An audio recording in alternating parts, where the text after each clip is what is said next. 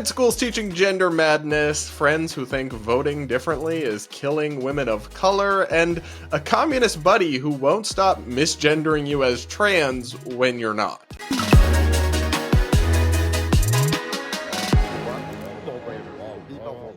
All this and so much more is coming up in a Friday episode of the Brad vs. Everyone podcast, my daily show where we take on the craziest ideas from across the internet, our media, and our politics, all from an independent perspective. We're going to do another voice mailbag episode where I take your notes and hear all about your crazy experiences and give you my thoughts on how you should handle them. Up first, we've got a listener who's currently in med school, but is being instructed that men can get pregnant. Let's take a listen to her message. Hi, Brad. I'm Milou. I'm a medical student from Sweden. First of all, I just want to say that I really love your show. I watch it every day, and I've learned a lot from you. I think you are very nuanced and interesting to listen to, so I'm absolutely very happy about that.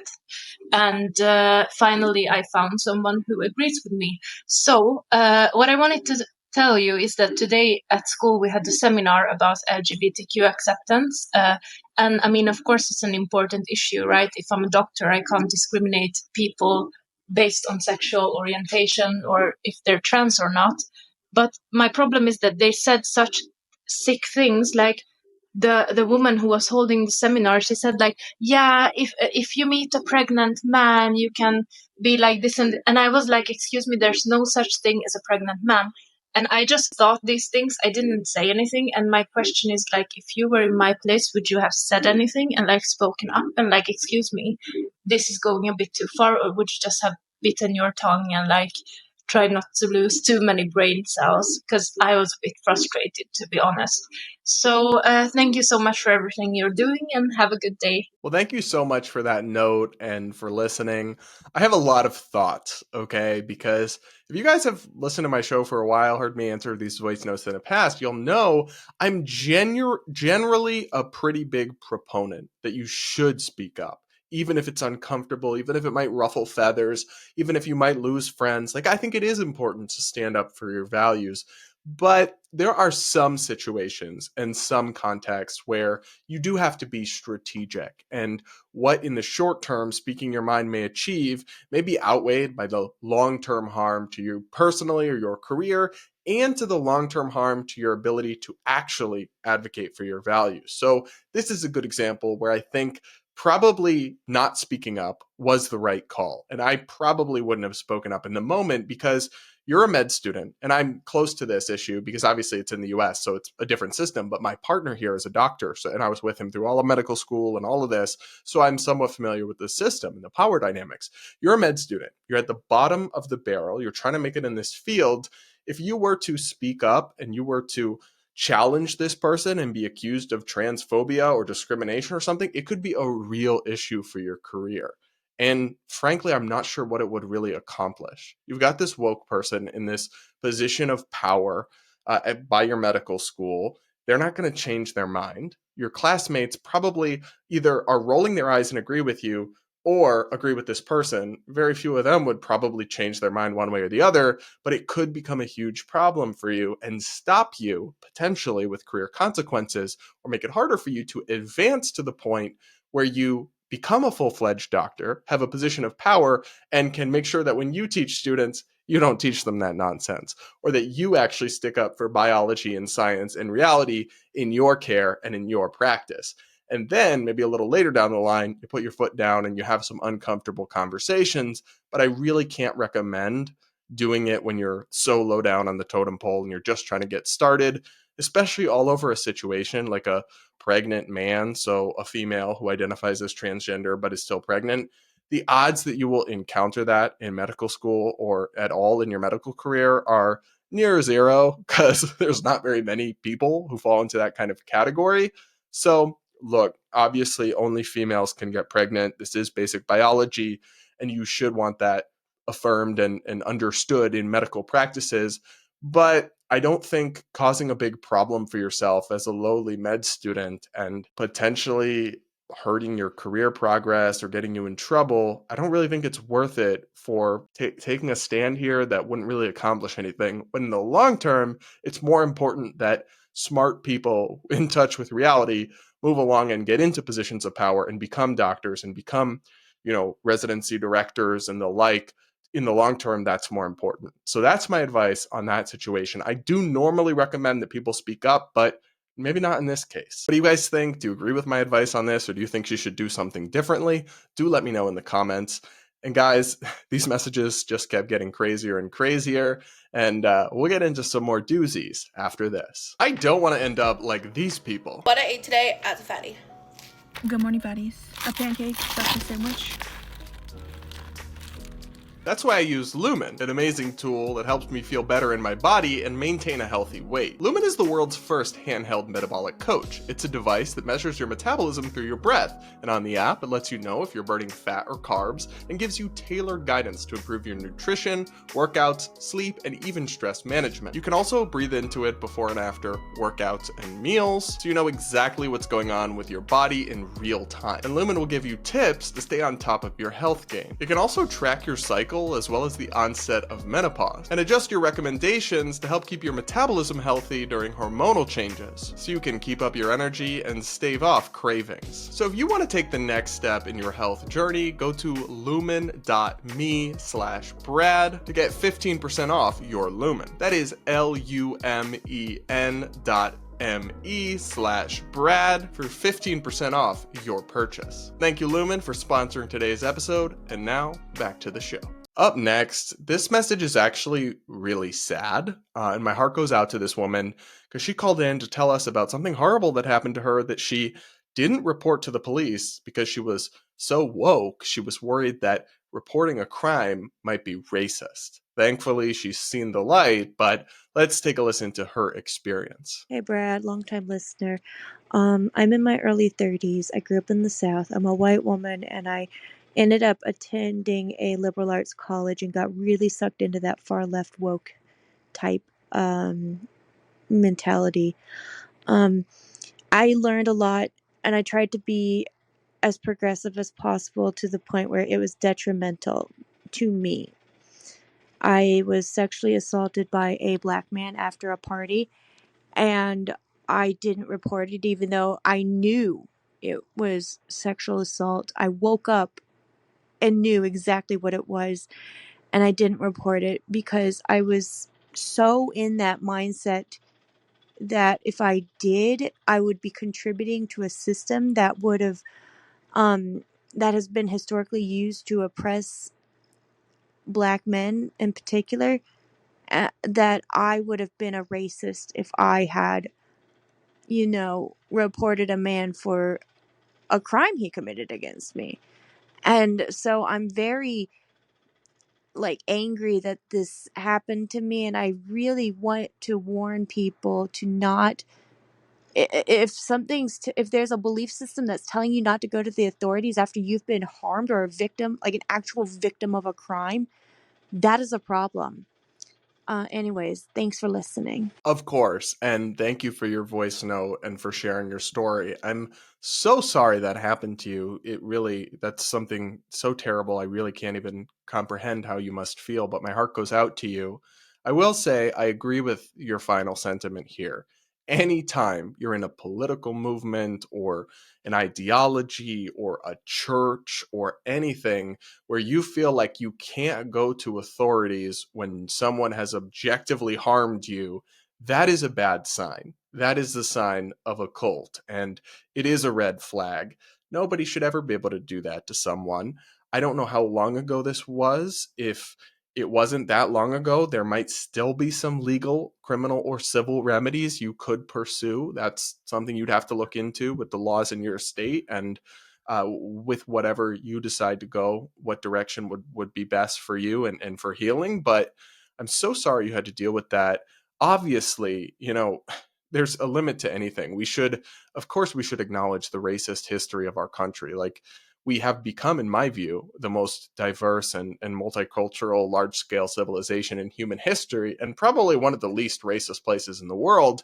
But we weren't always that way. We did have this horrific system of slavery and Jim Crow and all this discrimination and this racism. And we should be able to acknowledge that and even talk about ways that it still may affect the present without going into this toxic DEI insanity or this, identity obsessed worldview or this like reverse hierarchy of victimhood, where all these things, where you go so far in the opposite extreme, it's like you're too open minded, your brain might fall out. And I it almost sounds too hard to believe, guys, that someone could really be so woke they'd be afraid to report a black person for a crime because they don't want to contribute to systemic racism or whatever, but it's not. If you've lived in very blue, hyper woke spaces, whether it's college campuses or like cities in deep blue areas, some people really do feel that way. It is almost just like a default assumption but on racial lines in some situations, because when you're so far down the woke pipeline, you really view the world between oppressed and oppressors, when in fact, everyone has shades of gray in their life. And there's really nobody who's just pure privilege and somebody who's purely oppressed, or at least that describes very few individuals. And it's all actually multifaceted and complicated. But yeah, some people actually do find themselves thinking that way. And it is not good, but my heart goes out to you. And I'm really glad you were able to see the light. Hopefully more people can follow in your footsteps. Up next, we got an interesting voice note from somebody who's enlisting in the military and going through the training and encountered a transgender peer, but didn't think that was still allowed. Let's take a listen. Hi, I'm 18 years old, and this just happened 2 weeks ago, and I wanted to see what you would have done in this situation or what your thoughts are on this situation. So, I was going up for VEPS testing, which is military testing, and while up there, you spend 2 days up there, they board you with a roommate. They tried to put me with a trans male, which I wasn't comfortable with, and they easily got me my own room. But that wasn't the end of dealing with this situation. Over the next 2 days, this trans individual held up medical for over an hour. They wanted their name changed on important identification badges, and they were rude to everyone around them, and inconsiderate, just an overall crappy person to be around. And this is my first time ever, like, in person, experiencing or meeting a trans person, and I know not all of them are like this, but since I have gone down this path of going into the military, I was under the impression that Trump was banning all trans-identifying individuals from joining the U.S. military. I don't know if this has been paused or stopped, uh, or what, but I want to know if this, what you would do in this situation, or what you think of it. Thank you. Wow. So I'm, again, really sorry you had this bad experience. I definitely agree with you that, like, no, not all trans people are like this. You can't judge any whole group of people just by one experience with one person. But it does sound like this person, trans or not, is just particularly obnoxious. I was confused by this story, because it is true. The Trump administration instituted a ban on transgender people from enlisting in the military, and that was supposed to go into effect several months ago. My only guess is either that this particular branch or piece of the military is not in compliance with this, which is probably an issue that you could report to the Pentagon in some capacity, or that maybe with the legal challenges, there are lawsuits against this, maybe the restrictions have been temporarily paused while the legal challenges are heard. That could also be the case. Either way, all of that's out of your control. What I would say is just like, look, it sounds like you're handling it pretty well. If you're not comfortable with it, you shouldn't be forced to room with a biologically male person, and you weren't. And you stuck up for yourself. You requested a change. You were given the change. And then, if this person is gonna make a scene for themselves or cause problems, I would just let them do it and mind your own business and keep it moving and not let it bring you down or stop you from going where you want to go or making the progress you want to make in your military career. So honestly, I'm sorry to hear you had a negative experience, but it already sounds like you have this one pretty much figured out. Up next, we got a voicemail from somebody who is experiencing something I can certainly relate to with my background. Let's take a listen. Hi, Brad. My name is Shauna. I'm a longtime fan of yours, and I just had a question about feeling like a fish out of water in a liberal state when your views are more like center right. because I feel like there is a certain narrative here. It could be my narrow mindset, but I feel like there's a certain narrative here. You're supposed to think a certain way. You're supposed to just go along with woke policies because you're in New York. And of course you're liberal because you live in New York. My dad is very left leaning. My best friend is very left leaning, anti Trump. So it's hard to come by people in this state who kind of think similarly to you. And you feel like when it comes to political conversations, you really can't speak up because you feel like most people in the room would agree with the other person and ostracize you. So how do you deal with, like, in a liberal state, feeling like a fish out of water? So this one spoke to my soul a little bit because let me tell you, I can relate. I grew up in Rhode Island and Massachusetts, which are two very blue states. I then went to college at the University of Massachusetts Amherst, which is super left wing, super social justicey, and even like Marxist in its economics department where I studied. And I was decidedly none of those things. So I did not fit in. I was very much the black sheep on campus, and I absolutely felt like a fish out of water at times. But I was able to find people who I vibed with, even if they didn't agree with me politically, just who were open minded, and I was able to make friends. What I would say, though, is actually, I think it might be worth speaking out in those rooms where you know your opinion isn't shared by most people, because what happened to me when I did that, at least in college, is I'd be in my discussion section for some poli sci class and we'd be debating affirmative action and I'd be the only one against it or something like that.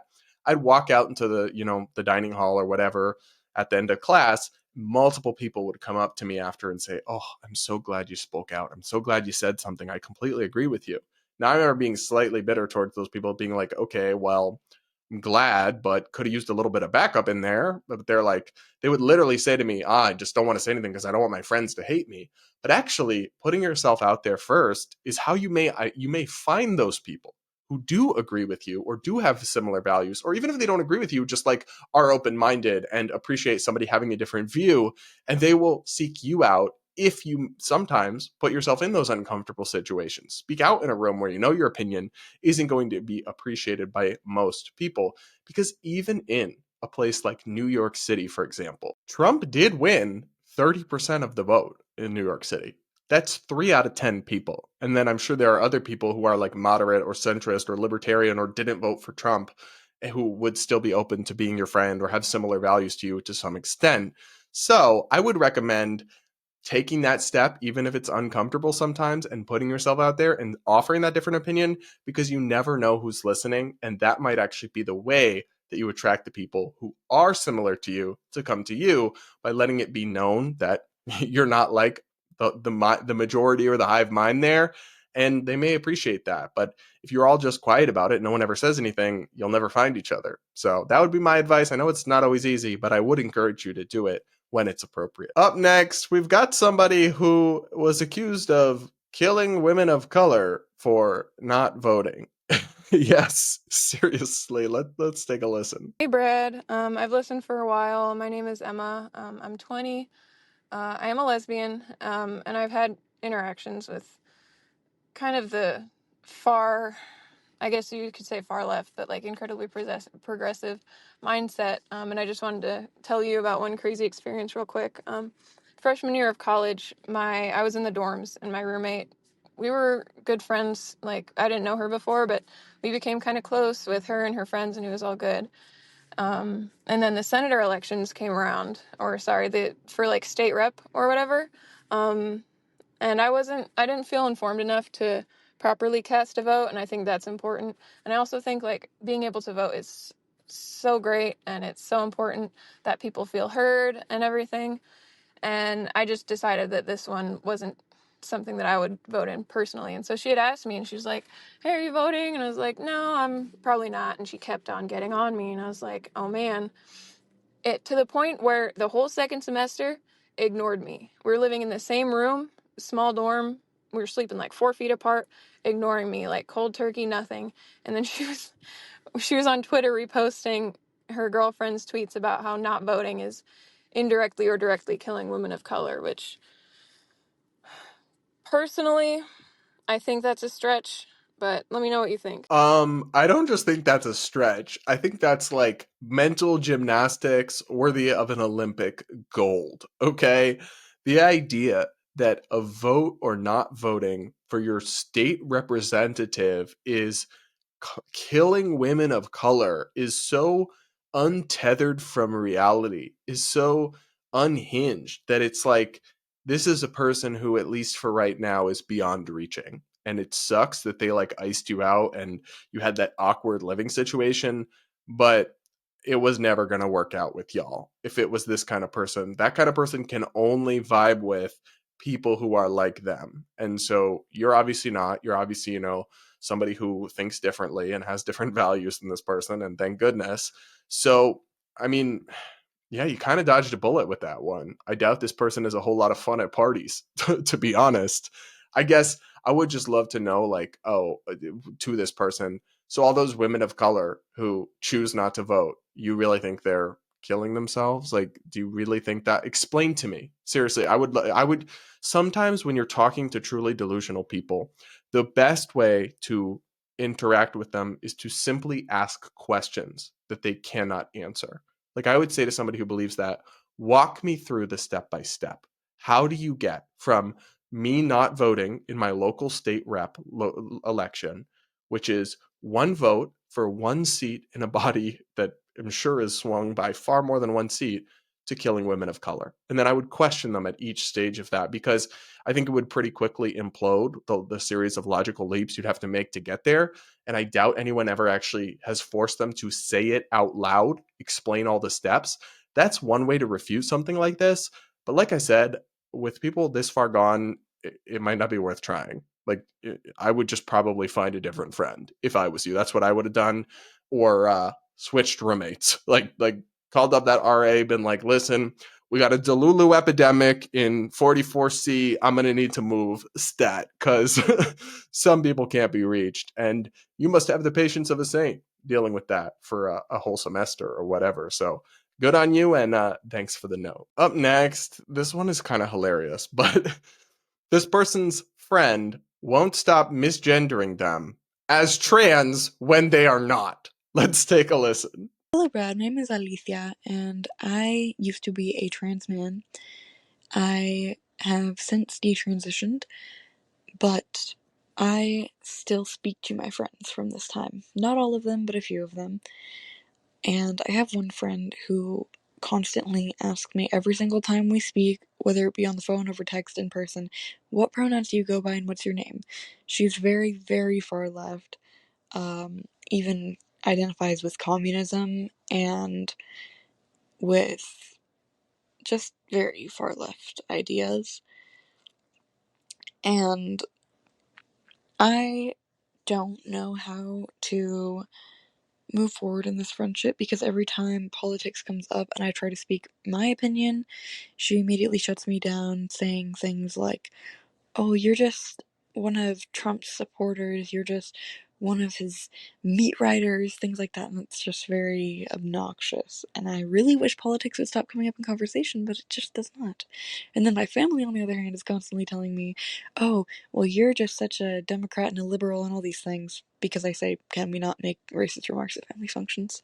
Like my cousin who said he would never date an Indian woman because they all smell terrible and they're disgusting. Anyways, yeah, just wanted to share that. I don't have any specific question, but if you have advice, let me know. Thank you. Bye. Yeah, so the feeling where around liberals they think you're far right fascist, and then around like super right wing people they think you're some woke lib.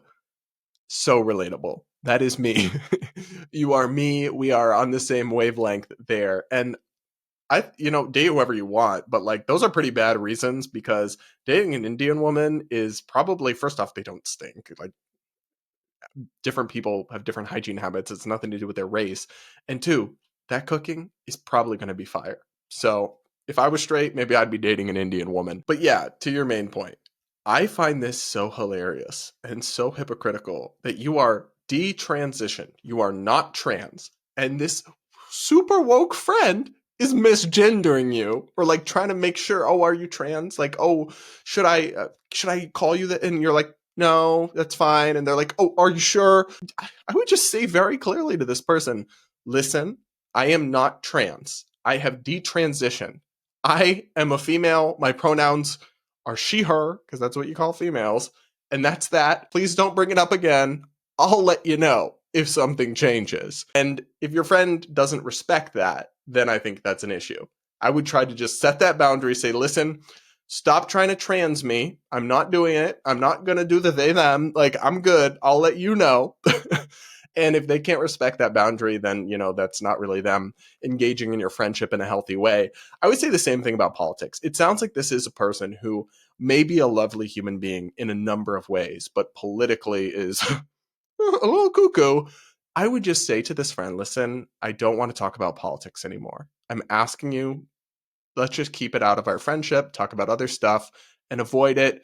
Please don't bring it up anymore. I'm asking you to do that. And again, it is perfectly reasonable to establish a boundary like that in a relationship. And if somebody is repeatedly not willing to respect it, then they have said to you, they don't respect you enough to respect your boundaries. So I would simply openly say that. I know, like, with friends or family, a lot of people shy away from any form of confrontation. And this would be a little confrontational, but it doesn't have to be super confrontational. Just be like, listen, the news exhausts me these days. I don't want to talk about it. Can we just not? Please respect my feelings on that.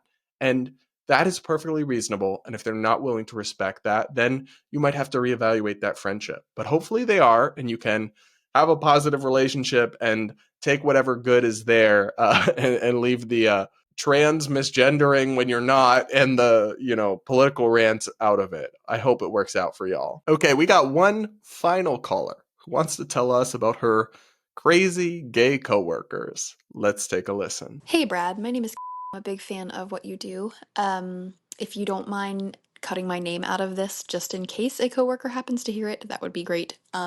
Essentially, I'm looking for advice on how to deal with very publicly woke or liberal coworkers when you are not that yourself.